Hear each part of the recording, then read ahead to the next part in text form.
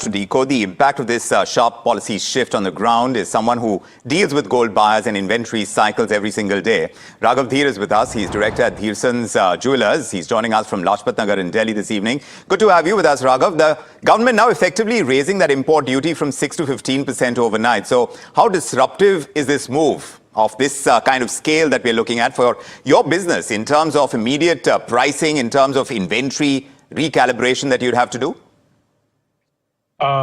Thank you for welcoming me on the panel. And we are all seeing the shift in the duty. There is a sudden rise. So obviously, everybody's talking about after such a hike in the gold price, how will the consumer react? So according to me, yes, whenever there is a hike, the consumer becomes a little cautious. And eventually, we have seen before, and we have seen all the time, whenever there's a hike in the duty, it takes around 2 to 3 weeks, and consumer absorbs that price. Because according to me, it is not the first time. Before also the gold has gone to 1,80,000 and there was a good amount of demand in the market. But as saying that, what I believe after what we have heard from our Prime Minister, we need to understand that there is certain economic pressure on our country due to the reasons which are everybody know, the war which is happening. So we need to overthink it and we need to take it in a way that we can tell our clients to exchange gold jewelry so that more of import of gold can be stopped. So that is how we should take ahead. But if you say the demand going down, I don't believe, because for a certain period of time, they will be waiting for it. They will be seeing how the economy moves. And eventually for wedding and everything, they need to buy and the demand will come back. You're saying that this won't actually curb demand. It simply defers purchases. But given that nearly all of India's gold is imported, the higher duties, they directly raise your input cost for you, for someone who deals in gold and gold jewelry. So how much of this can realistically be passed on to consumers without hurting your footfall?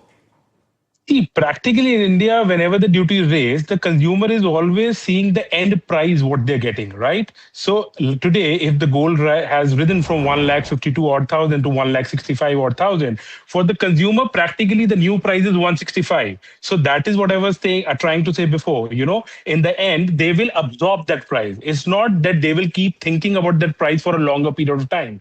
So eventually, even the duty has risen. Later on, they will absorb that price and they will start buying back, because for wedding it is deeply rooted into our culture that gold is always treated as a financial support. They know they have a freedom to sell it whenever they want it, and so that cannot go away from our consumers.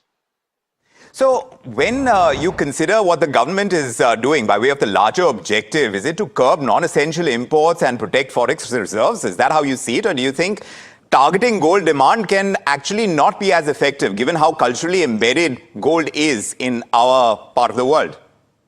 See, what I believe when our Honorable Prime Minister is saying certain things, as a citizen, we need to understand when there is economic pressure, we should try and not buy more gold in terms of paying our money out of it, but we should try more exchanging it so that at least for certain time when our country is under pressure, we can not try to stop and reduce our imports and use the gold which is already there with us.